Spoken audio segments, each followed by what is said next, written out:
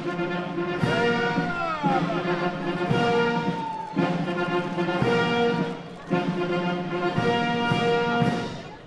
and gentlemen, the President of the United States.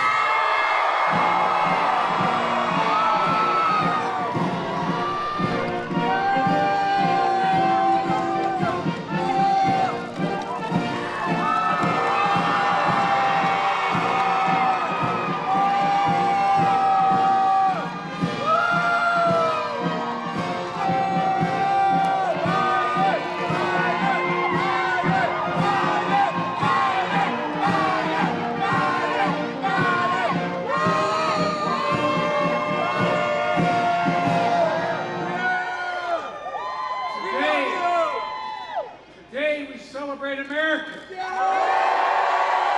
Our freedom, our liberty, our independence. The 4th of July is a sacred day in our country. A day of history, of hope, remembrance and resolve, of promise and possibilities. Before me stands monuments of the greatest and the goodness of our nation. Monuments of light and liberty. There's a towering memorial to George Washington, the general who led our revolution, the president who set our nation on its course. There's a memorial to Thomas Jefferson, whose words about liberty and equality literally changed the world. And across the tidal basin, from the Jefferson Memorial, there stands Dr. Martin Luther King Jr., his arms crossed, his eyes fixed ahead toward the promised land where equality is not only an aspiration, but a reality. They help define who we are, guide what we do, remind us of the work that history has given us in our own time. This year, the 4th of July is a day of special celebration, for we are emerging from the darkness of years, a year of pandemic and isolation, a year of pain, fear, and heartbreaking loss. Just think back to where this nation was a year ago. Think back to where you were a year ago. And think about how far we've come. From silent streets to crowded parade routes lined with people waving American flags. From empty stadiums and arenas to fans back in their seats cheering together again. From families pressing hands against a window to grandparents hugging their grandchildren once again. We're back traveling again. We're back seeing one another again. Businesses are opening and hiring again. They took a plan. We're seeing record job creation and record economic growth. The best in 4 decades, and I might add, the best in the world. Today, all across this nation, we can say with confidence, America is coming back together.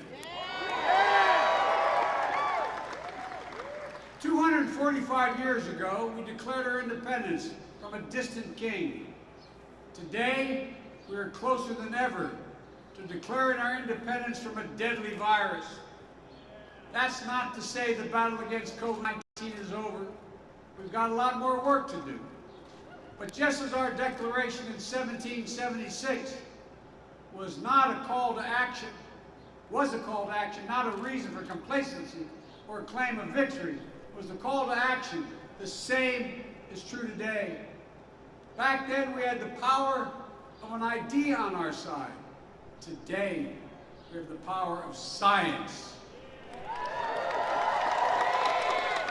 Thanks to our heroic vaccine effort, we've gained the upper hand against this virus. We can live our lives.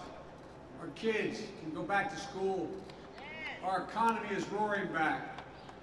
Don't get me wrong, COVID-19 has not been vanquished.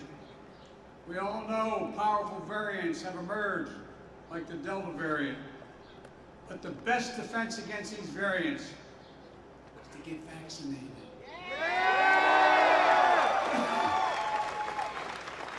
My fellow Americans, it's the most patriotic thing you can do. So please, if you haven't gotten vaccinated, do it now. For yourself, for your loved ones, for your community, and for your country. You know, that's how we're going to stay ahead of these variants and protect the hard-won progress we've made. We never again want to be where we were a year ago today. So today, while the virus hasn't been vanquished, we know this: it no longer controls our lives, it no longer paralyzes our nation, and it's within our power to make sure it never does again. And for that, we can thank the scientists and researchers, the educators, and all the other frontline and essential workers, like many of you here today, who became the light to see us through the darkness. I hope you know that you, the American people, have been part of one of the most remarkable achievements in American history. But in this moment of joy, we know that this day falls hard on all those who've lost a loved one. As I've told you before, each day I carry a card in my pocket with my schedule on it.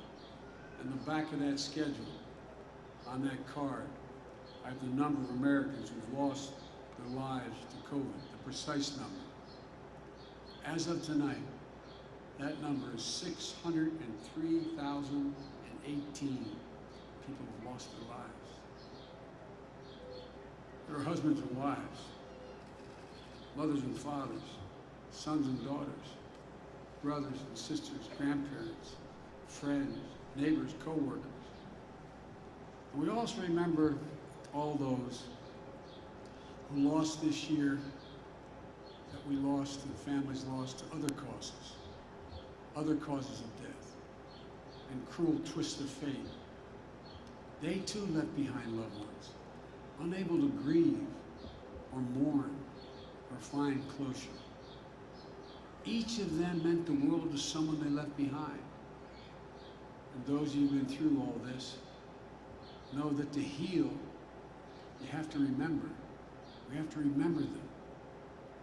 And we will. We'll commit to always remember them.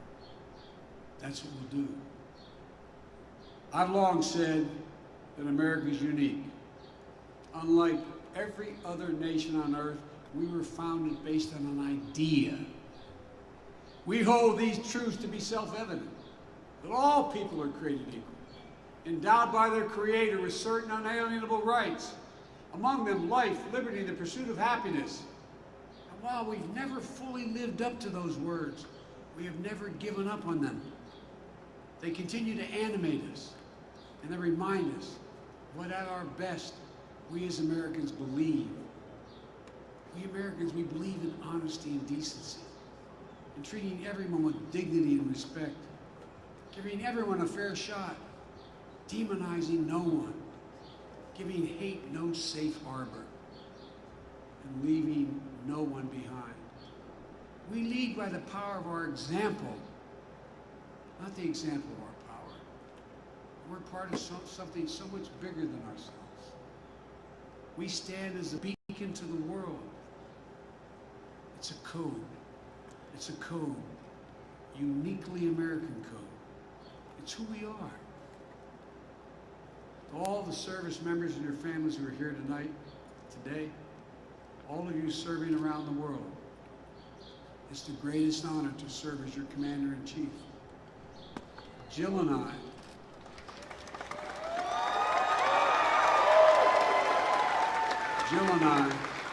and our entire family, thank you for your service and sacrifice. Like so many military families, thinking of the loved ones who served, we think of our son Bo today. We're all part of a long chain of patriots who pledged their lives and their sacred honor in defense of this nation and democracy around the world, for freedom and fair play, for peace and security and opportunity, for the cause of justice, for the soul of America itself. But the defense of all that we love doesn't fall on your shoulders alone. It falls on all of us, every one of us, every American. Each day we're reminded there's nothing guaranteed about our democracy, nothing guaranteed about our way of life.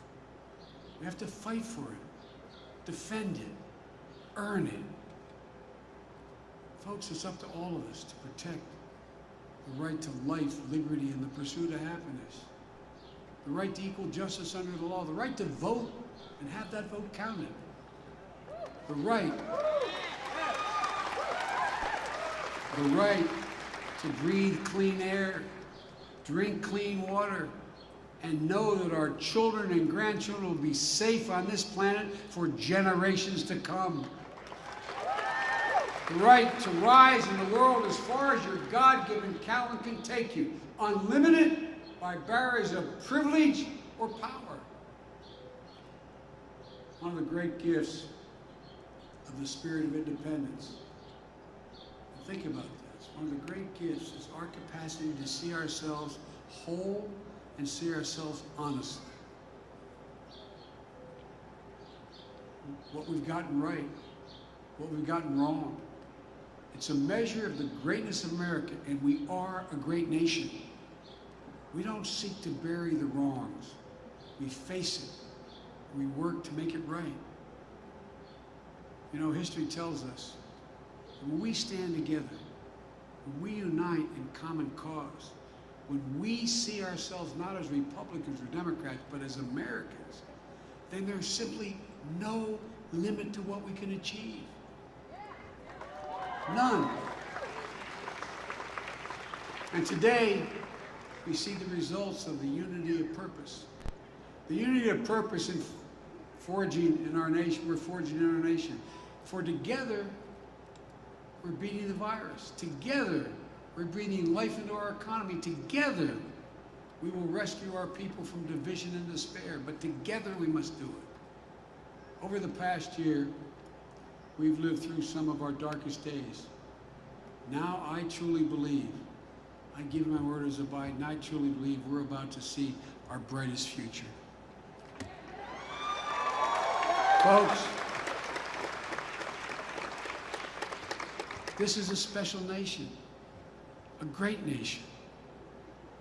And there is a timeless truth about America, the most powerful idea in the history of the world, in the hearts of the people of this country.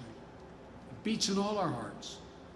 No matter your race or ethnicity, no matter your gender identity or sexual orientation, no matter your disability, no matter your faith, it beats in the hearts of rich and poor alike. It unites America. Whether your ancestors were native to this land or brought here forcibly and enslaved, whether you were immigrants from generations back like my family that came from Ireland, or you're coming here today looking to build a better life for your family like our fellow Americans I just swore in the White House 2 days ago.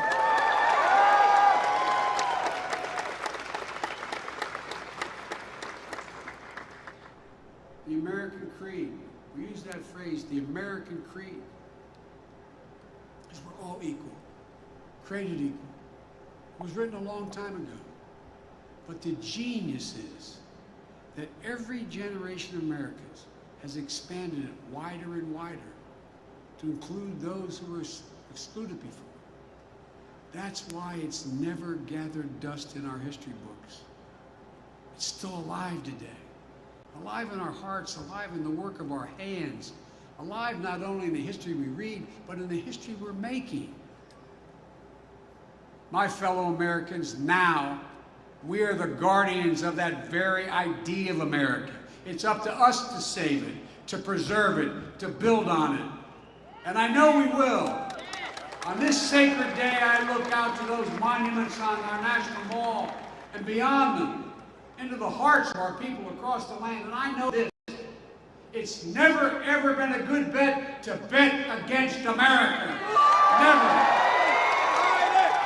We just have to remember who we are. We are the United States of America. And there's nothing we can't do if we do it together. Folks, happy 4th of July, America. God bless you all, and may God protect our